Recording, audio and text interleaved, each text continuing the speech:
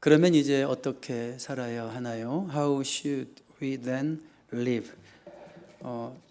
20대 후반의 청년의 나이에 아주 감명 깊은 책을 한 권 다 읽지는 못했어요. 한 3분의 1 정도 읽었더라고요. 책꽂이에서 꺼내보니까 프란시스 쉐이퍼의 How should we then live?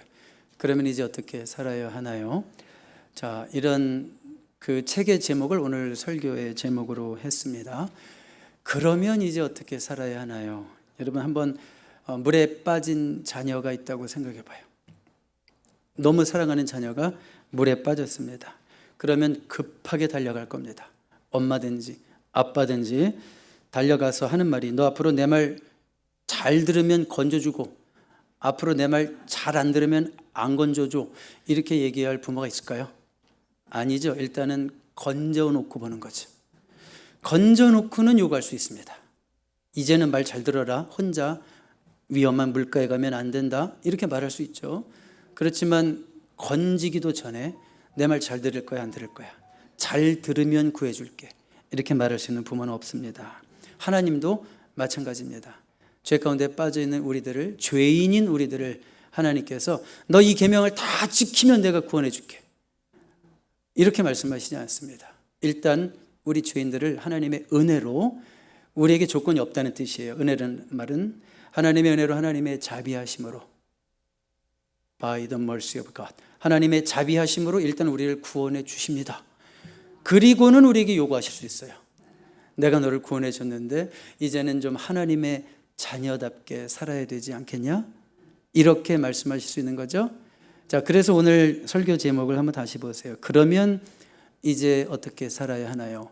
자, 우리가 이 제목을 이해하기 위해서는 오늘 1절을 한번 보시면 로마서 12장 1절이 이렇게 되어 있죠. 그러므로 형제들아, 내가 하나님의 모든 자비하심으로 너희를 권하노니, 이렇게 말씀했어요. 하나님의 자비하심에 근거해서 이제 너희들에게 할 말이 있다, 권할 말이 있다, 이렇게 살아야 한다 라고 말씀하시는 거예요. 자, 이것은요, 우리가 로마서의 구조를 이해해야 되는데, 오늘부터는 앞으로 몇 주가 될지 모르겠지만 올 하반기에 로마서의 후반부 12장부터 16장까지 로마서의 실천편을 설교하려고 하는데, 로마서의 구조를 한번 잠깐 보세요. 다음 스크린 보시면 로마서 1장부터 11장까지는 아주 간단하게 이렇게 정리할 수 있어요. 나의 자비로 너를 구원했다.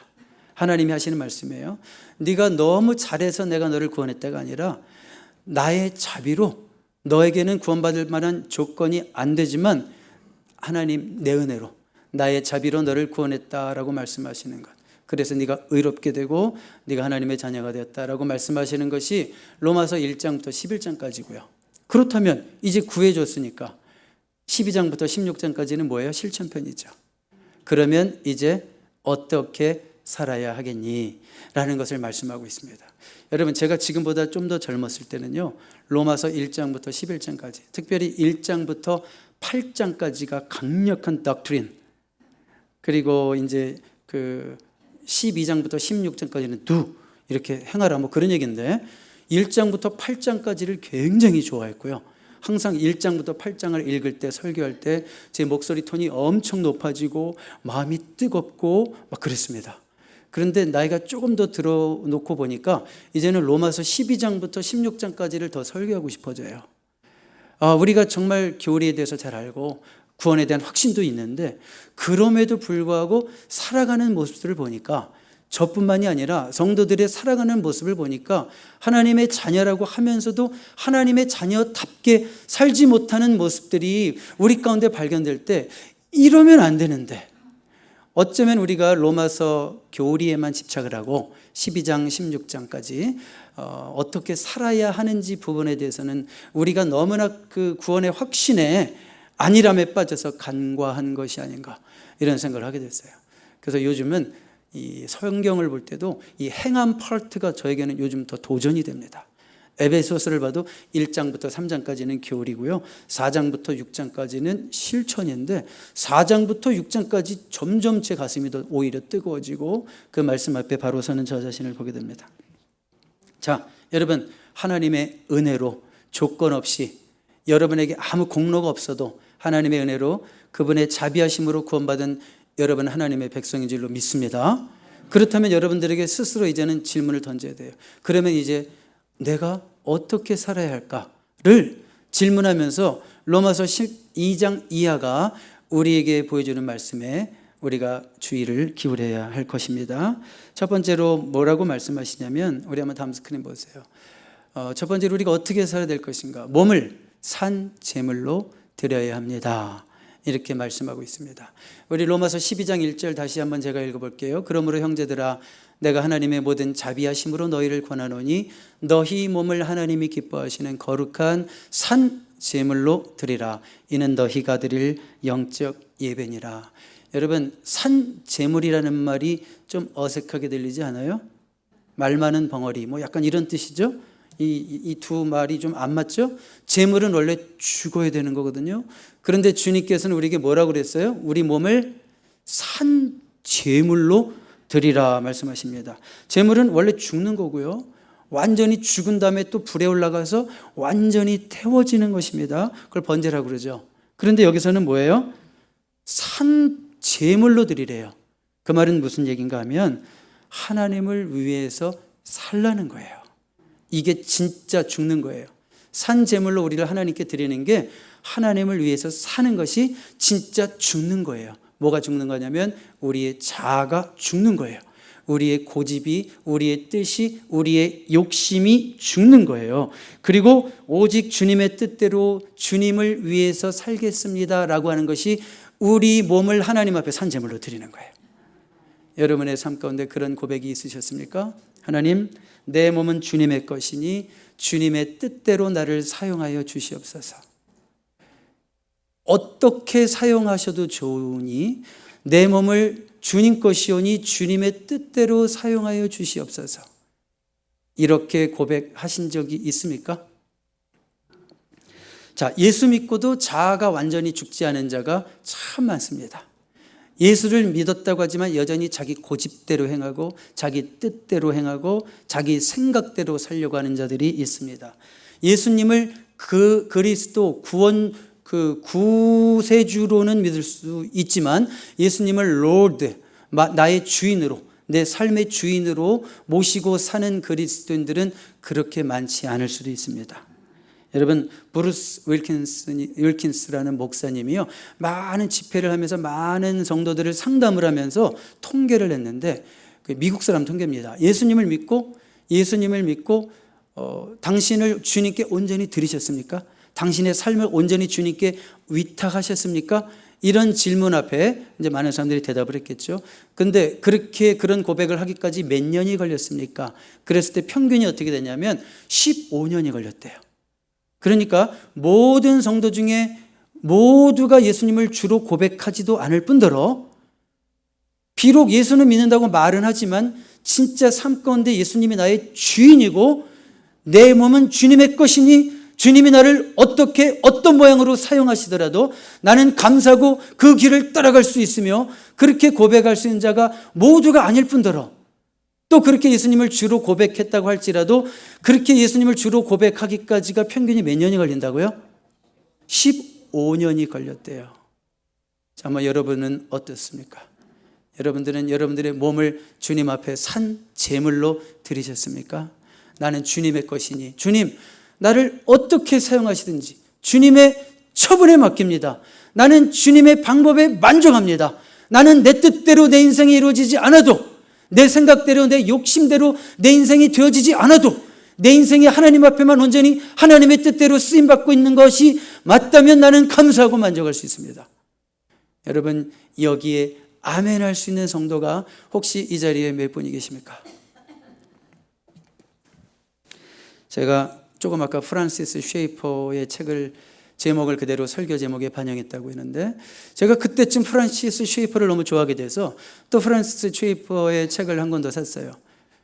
그분은 미국 장로교 목사님이고 기독교 철학가이고 사상가이고 동시에 목사님이고 그리고 여러 가지 큰 일을 할 수 있는 유혹들을 물리치고 조용히 스위스에 가서 라브리 공동체를 창설했던, 그래서 우리에게 정말 존경을 주는 1912년 1월에 태어나셨던 분이에요.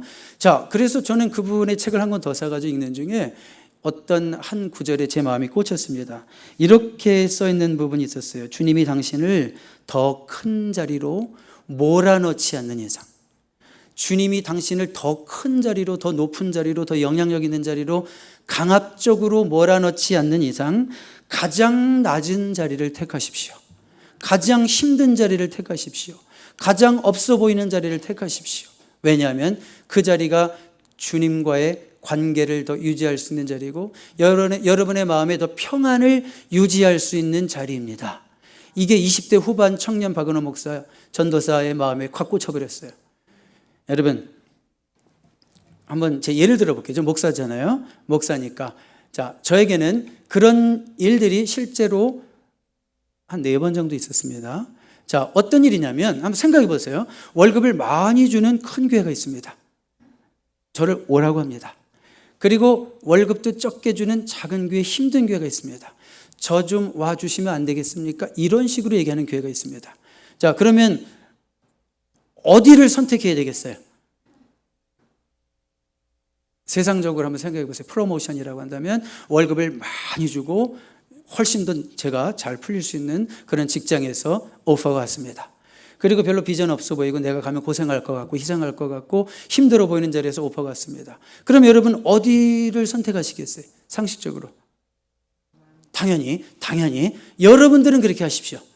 자, 저에게는 제 인생 가운데 이것이 여러분에게 혹시라도 저의 어떤 영적 교만 자랑이 될까 봐 조금 조심스럽긴 하지만 그래도 있는 그대로 말씀드릴게요.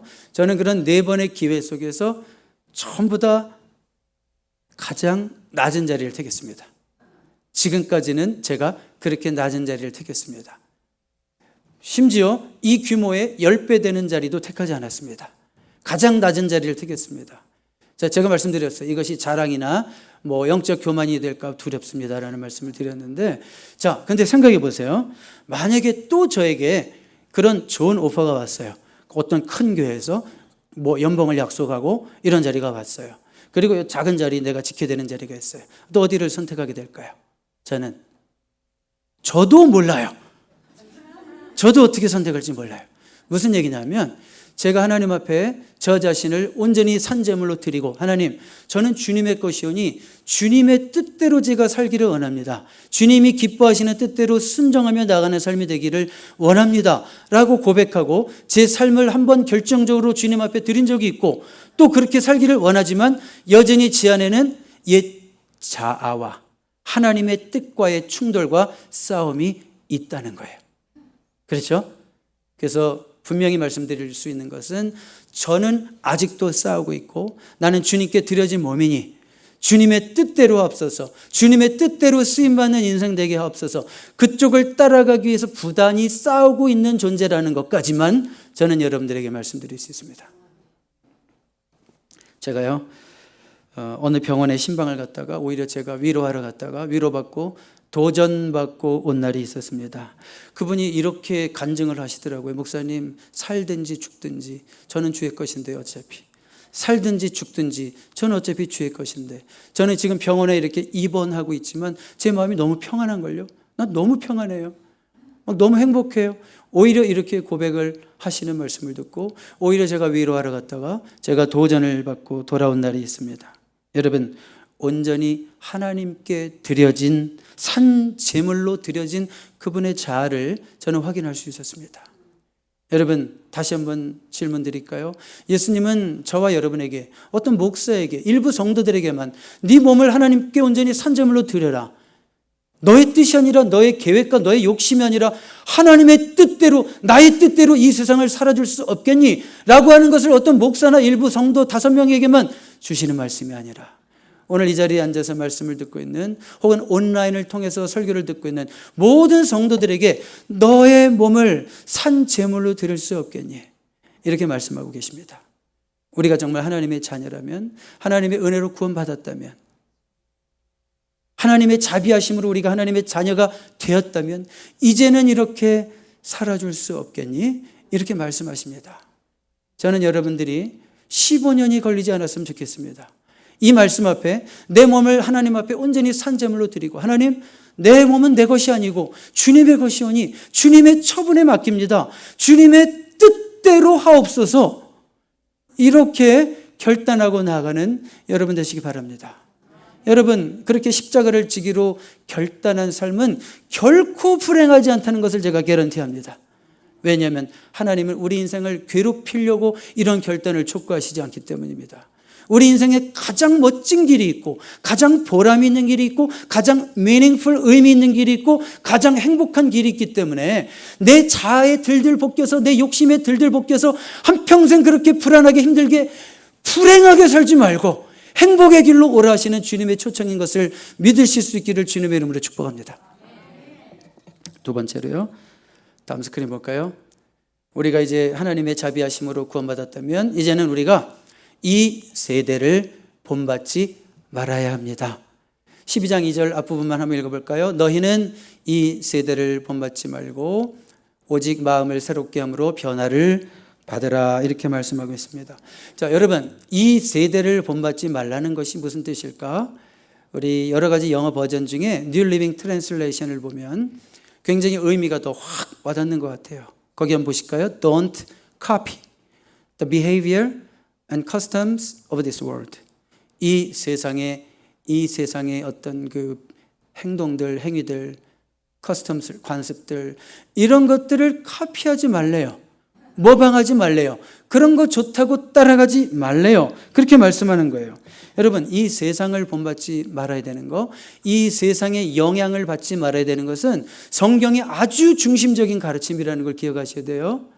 성경은요, 끊임없이 너희는 이 세상에 영향을 받으면 안 된다, 너희는 저 세상과 달라야 된다, 구별돼야 된다. 그렇죠? 이스라엘 백성들에게 너희들 곧 가나안에 들어가거든 그 사방에 있는 족속들의 영향을 받으면 안 된다, 그들과 구별돼야 된다, 그들 하나님이 없는 사상에서 나온 행동들 따라하면 안 된다, 하나님이 없는 이론에서 나온 그런 그들의 관습들 쫓아가면 안 된다, 구별돼야 된다, 구별돼야 된다. 내가 거룩하니 너희도 거룩하라, 구별되라. 이것이요, 성경의 아주 일관성 있는 지속적인 중심적인 가르침이라는 거 여러분들 잊으시면 안 됩니다. 예수 믿는다고 하면서도 예수 믿지 않는 사람과 하나도 구별되지 않는 것은 예수 믿는 사람 아닙니다. 무엇을 통해서 구별되든지 구별돼야 돼요. 오죽하면 초기 한국의 선교사님들은 한국 사람들 예수 믿으면 술부터 끊고 담배부터 끊으라고 그랬어요. 왜요?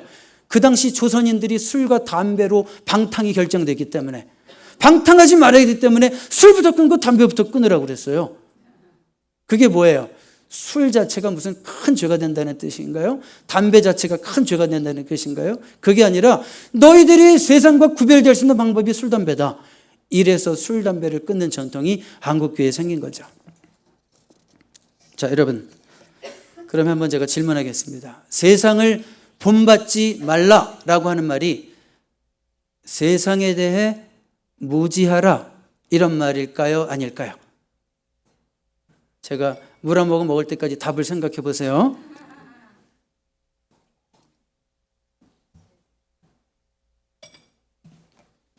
질문이 뭔지 까먹으신 분도 있으니까 한 번 더.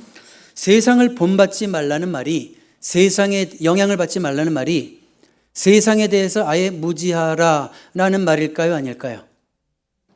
네, 질문하는 그 딱 분위기를 보니까 아니라는 거 여러분 아셨죠? 자, 여러분, 세상도 알아야 됩니다. 세상을 알아야 세상을 이기고 세상을 정복할 수 있습니다. 병법에도 지피지기면 백전백승이죠. 적도 알아야 됩니다. 그렇지만 여러분, 그거 아셔야 돼요. 세상과 완전히 단절해야 될 때도 있습니다. 여러분의 인생의 시기에도 세상과 완전히 단절하고 오직 하나님께만 집중해야 될 시기가 있습니다. 세상의 모든 영향을 차단하고 오직 하나님께로만 영향을 받아야 되는 여러분 인생의 시기가 있어야 됩니다. 그게 구약 민수기에서는 나실인 서약이라고 그랬어요. 나실인 서약을 하는 기간 동안은 독주도 끊고, 머리도 자르지 말고, 시체도 가까이 하지 말고, 모든 어떤 세속적인 영향으로부터 완전히 멀어져라, 그런 얘기죠. 여러분, 그 MBC 앵커 출신, IMBC 사장 출신 중에 목사님이 되신 분이 있어요. 그분 이름이 뭐냐면 조정민 목사님입니다. 조정민 목사님, 아주 예전에 MBC 9시 뉴스 막 이렇게 앵커 하시던 분이에요. 그래서 지금 목사님 되셨어요. 그분이 기독교를 핍박하던 사람이에요. 예수 믿는 와이프를 핍박하던 사람이에요. 어떻게 하면 저 무식해가지고 저 맨날 교회 와가지고 막 이렇게 기도하는 내 와이프를 저 교회에서 구원을 낼 수 있을까? 이것만 연구하던 사람이에요. 자, 그런 사람이 예수를 믿었어요. 하나님을 만났어요. 하나님을 믿고 보니까 자기가 사울처럼 예수님을 만나기 전에는 예수 믿는 자들을 죽이겠다고 하던 자기의 모습이 보이니까 얼마나 자기가 그동안 잘못했는지, 그리고 하나님 만나니까 얼마나 가슴이 뜨거운지, 그래서 세상을 다 버리는 거예요. 그 좋은 자리들을 다 버리는 거예요. 그리고요, 어떤 간증을 하냐면 자기가 세상 음악을 정말 많이 들었대요. 자기가 집에 모아놓은 세상 음악 CD가요 몇천 장이 되더래요. 몇십 장이 아니고 몇백 장도 아니고 몇천 장이 되더래요. 예수 믿고 하나님이 좋아서, 성경이 좋아서 수천 장의 CD를 다 버렸대요. 하루아침에. 어디에다 판 게 아니라 그냥 다 버렸대요. 배설물같이 여겼대요. 바울이 예수님을 발견한 후에 내가 그동안 알고 있었던 모든 지식과 모든 귀한 것들을 배설물로 여기노라, 그렇게 얘기한 것처럼 조정민 목사님이 그걸 다 버렸대요. 자, 무슨 얘기입니까? 나는 그 세상의 그 어떤 것에도 영향받지 말고 오직 하나님 말씀에 집중해서 하나님 말씀에만 영향을 받겠다, 그런 시간을 가졌던 거죠. 그것이 조정민 목사님에게는 어떤 나실인 서약이죠. 그런 시간을 보냈죠. 그런데 최근에 그 조정민 목사님의 설교를 제가 한 번 또 듣다가 그런 얘기를 들었어요. 그거 괜히 버렸네. 버리지 말걸. 되게 아깝다. 팔기라도 할걸. 뭐 세상 음악, 세상도 알아야지. 세상 음악도 알아야지. 세상을 정복하려면 다만 거기에 지나치게 영향만 받지 않으면 되지. 그런 얘기를 하시더라고요. 그렇지만 중요한 건 뭐예요? 인생의 어떤 순간에는 모든 것을 단절해야 될 때가 있어요. 모든 것을 끊어버려야 될 때도 있어요. 우리 믿음의 선조들은 모든 것을 끊어야 되겠다 싶으면 산으로 올라갔어요. 기도원으로 올라갔어요. 밥 짓는 것도 잃어버리고 일하는 것도 잃어버리고 오직 하나님께만 집중하게 해서 기도원으로 올라갔어요. 하나님과만 독대하겠다는 거예요. 세상의 영향을 1%도 받지 않겠다는 거예요. 여러분, 우리가 세상도 알아야 되지만 인문학도 알아야 되고 자연과학도 알아야 되고 훌륭한 유튜버들 강의도 들으면서 요즘은 시세가 어떤지 세상이 어떤지 배울 건 배워야 되겠지만 우리 성도들의 문제는 뭡니까? 성도들의 문제는 너무 세상만 안다는 거예요.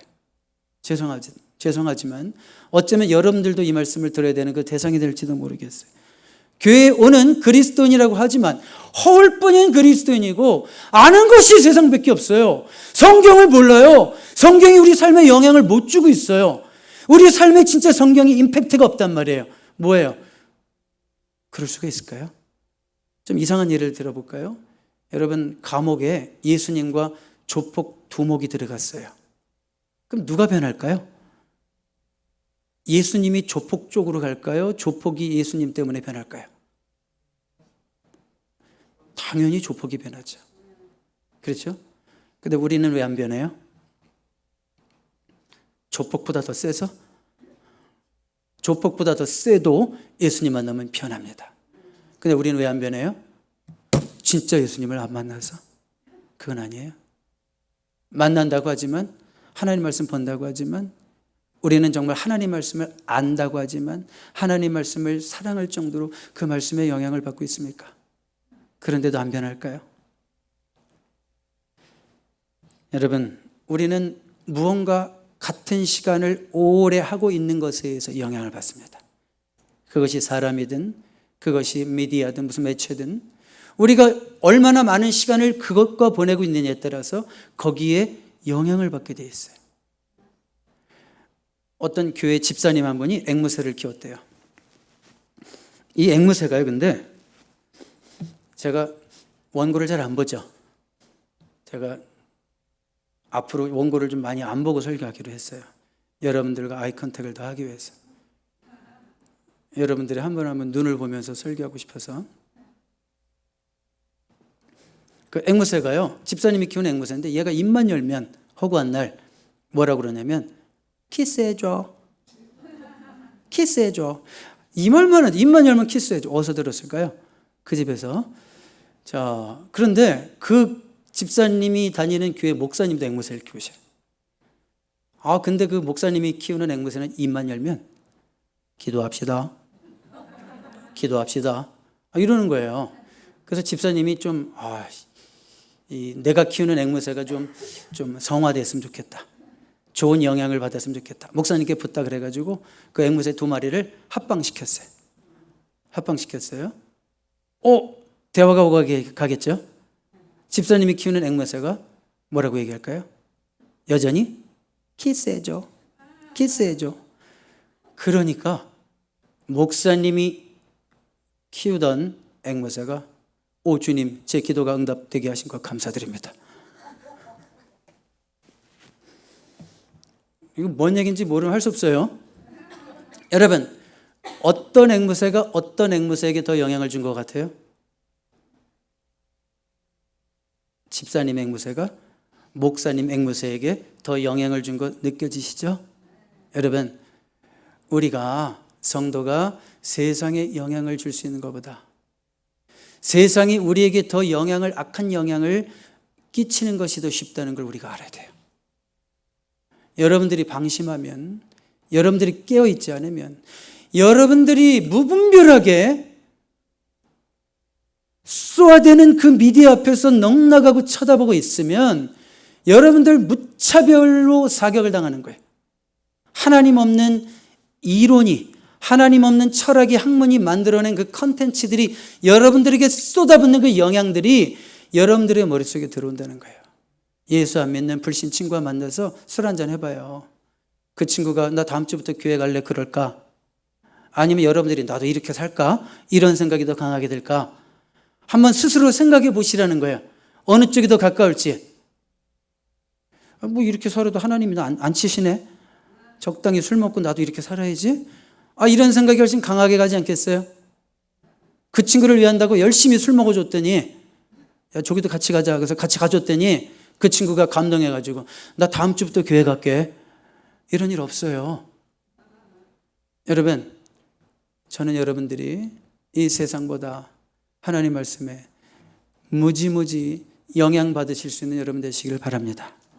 이 세대를 본받지 말고, 이 하나님 없는 세상에 영향받지 말고 하나님 말씀에 영향받고 하나님 말씀 성경에 영향받는 저와 여러분 되실 수 있기를 주님의 이름으로 축복합니다.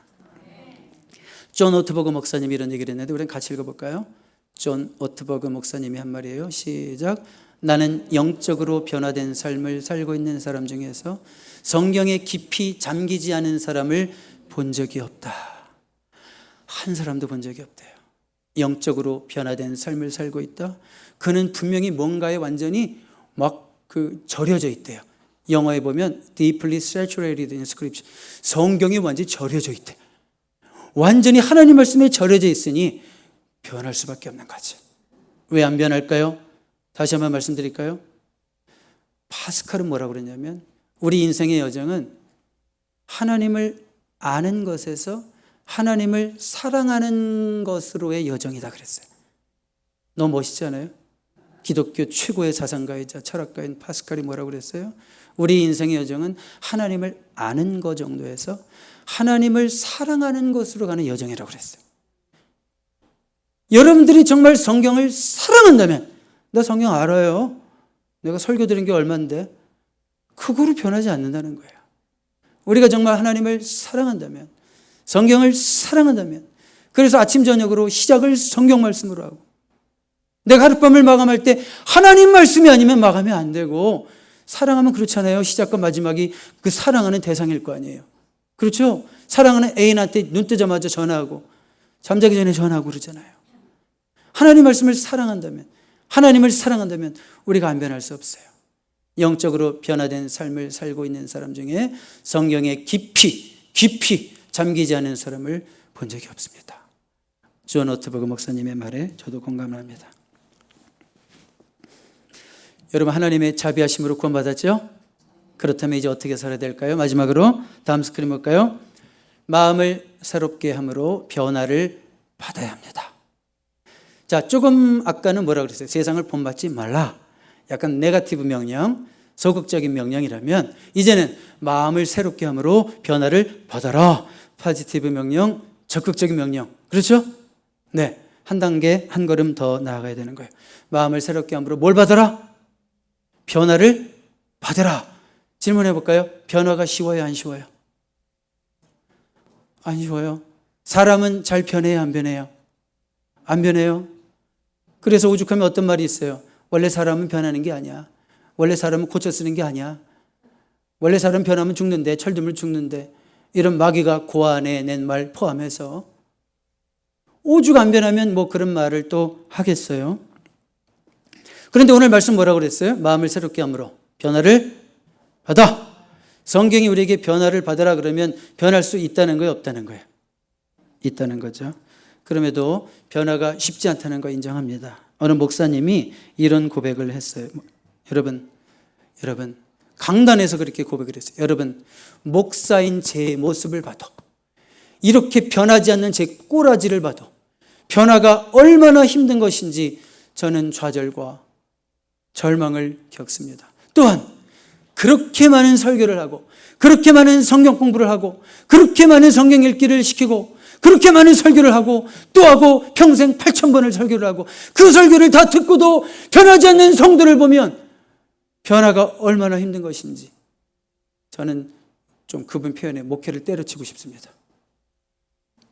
이런 말까지 하십니다. 변할 수 없을까요? 다시 한번 말씀드릴까요? 예수님이랑 조폭이 감옥에서 만나면 누가 변해요? 왜 안 변할까요? 예수님을 진짜 안 만났기 때문에, 성경을 정말로 사랑하지 않기 때문에. 다윗은 시편에서 뭐라 그러냐면 주의 말씀은 꿀송이보다 달고 정금보다 귀하다고 그랬어요. 여러분, 금 5돈짜리 반지, 10돈짜리 목걸이 있으면 여러분, 여자분들 눈 커져요, 안 커져요? 다윗이 그 정도로 하나님의 말씀을 사랑했다는 거예요. 정금보다 귀한. 내가 제일 좋아하는 음식을 허기진 상태에서 바라봤을 때 여러분, 눈이 커져요, 안 커져요? 꿀송이보다 더 단 말씀이라는 거예요. 그렇다면 우리 삶이 변할까요, 안 변할까요? 변하죠. 그리고 여기 비밀이 있어요. 우리 다음 스크린 보실까요? 마음을 새롭게 함으로 변화를 받아 그럴 때 변화를 받으라라는 말이요, 메타모르포스 때. 자, 여기서 영어 어떤 단어가 나냐면 메타모르포시스, 알죠? 탈바꿈, 변태, 올챙이가 개구리가 되고 애벌레가 나비가 되고 이런 거, 그 메타모르포시스라고 그러잖아요. 자, 이게 원래 원어 메타모르포스테라는 단어는요, 현재 수동태 명령형으로 쓰여 있어요. 굉장히 중요해요. 제가 헬라어 얘기 막 아무 때나 하지는 않지만 이거는 여러분들이 꼭 아셔야 돼요. 왜 현재 명령형인데 수동태일까? 이상하잖아요. 명령형이면 능동태야지. 그냥 변해라 이러고 말아야지. 현재 수동태 명령형으로 쓰여서 be transformed로 번역을 하든지, NLT는 의역을 해서 let God transform you 이렇게 번역을 했어요. 자, 그러니까 무슨 얘기예요? 우리는 변화를 당하는 거고 변화를 시키시는 분이 있다는 거죠. 변화를 시키시는 분이 누구라는 거예요? 변화는 하나님이 하시는 거고 우리는 변화되는 거예요. 그러면 이 변화에 있어서 우리가 해야 될 일은 뭔지 아십니까? 변화할 수 있도록 환경을 만드는 것까지를 우리가 하는 겁니다. 아멘입니까? 변화는 하나님이 시키시지만 우리가 변화될 수 있도록 그런 환경을 만들어가는 것은 우리들이 해야 된다고 이 말씀이 우리에게 명령으로 떨어지고 있는 겁니다. 그러면 변화할 수 있는 환경을 어떻게 만들 수 있을까? 2가지 있는데 다음 스크린 보세요. 첫 번째, 변화할 수 있는 환경 만들기. 마지막입니다. 첫 번째, 말씀이 선포되는 자리에 머물기. 아멘입니까, 여러분? 여러분, 솔직하게 한번 여러분들에게 묻겠습니다. 일주일 동안 성경을 몇 번 피셨습니까? 일주일 동안 하루에 성경을 몇 번씩 펴셨습니까? 어떤 분들은 하루에 2번이요, 3번이요. 어떤 분들은 일주일 하루에 1번은 꼭 폈습니다. 이렇게 말하는 분들이 있지만 만약에 목사님 죄송합니다. 제가 사는 게 너무 바빠서 일주일 동안 성경을 1번도 못 폈습니다. 이런 분이 있다면, 만약에 이런 분이 예배 자리까지 소홀히 한다면 그분에게는 희망이 없습니다. 그분은 하나님의 말씀과 접촉할 기회도 없고 그들은 하나님의 말씀을 통해서 도전받을 기회도 없기 때문입니다. 그에게는 희망이 없습니다. 변화될 기회가 없고요. 그의 믿음은 성장할 기회가 없습니다. 내 삶이 예수님 믿고 변했어요. 이렇게 고백하게 될 자리로 갈 기회도 없습니다. 그래서 우리가 해야 될 일은 뭐예요? 우리가 진짜 변화받기 위해서, 우리가 진짜 더 성숙해지기 위해서, 그 결과로 우리 마음의 inner peace, 평화를 유지하고 joy, 기쁨을 유지하고 이 땅에서 어떤 환경에 살든지 가장 행복한 삶을 살기 위해서, 변화되기 위해서 말씀이 선포되는 자리에 머무실 수 있는 저와 여러분 되시기를 주님의 이름으로 축복합니다. 어떤 분이 통계를 냈는데 성인이 일주일에 TV나 인터넷, 전화기 앞에 머무는 시간이 19시간이래요. 19시간. 그러면 뭐 하루에 한 4시간, 3시간 반 정도인가요? 3, 6, 18, 3, 7, 21, 19시간, 아니 3시간으로 봐요. 하루에 3시간을 온라인 앞에 머문다는 거예요. 근데 이게 보니까 한 몇 년 전 통계더라고요. 그래서 지금은 아마 한 24시간쯤 되지 않을까, 제 생각에는. 자, 여러분, 일주일에 우리가 온라인에 머물고 전화기 쳐다보고 영향받는 시간이 24시간이라고 한번 해봅시다. 그럼 여러분에게 질문하겠습니다. 여러분들이 일주일 동안 하나님 말씀 앞에 머무는 시간은 몇 시간 정도 됩니까? 여러분들이 일주일 동안 말씀 앞에 머무는 시간은 몇 시간 정도 됩니까? 저는 목사에게 묻는 것이 아닙니다. 목사는 100시간이건 더 많은 시간 앞에 머물러야 되겠지만 여러분들이 모든 여러분들의 업무를 끝내고 일과를 끝내고 여러분들이 쉼의 명목으로 TV 앞에 앉아있고 인터넷 앞에 앉아있으면서 여러분들의 육신의 어떤 그 리프레시를 위해서 그렇게 노력하는 것만큼 여러분들의 영적인 성장과 영적인 리프레시를 위해서 하나님 앞에 머무르는 시간이 몇 시간 되십니까? 저는 이것을 여러분들에게 도전하고 싶습니다. 내가 예수를 오래 믿었다고 하지만 교회를 오래 다녔다고 하지만 내가 이렇게 변하지 않는다면 내가 하나님 앞에 머무는 시간이 부족하기 때문 아닐까? 한번 우리 자신들을 점검할 수 있기를 바랍니다. 마지막으로 변할 수 있는 환경 만들기 두 번째.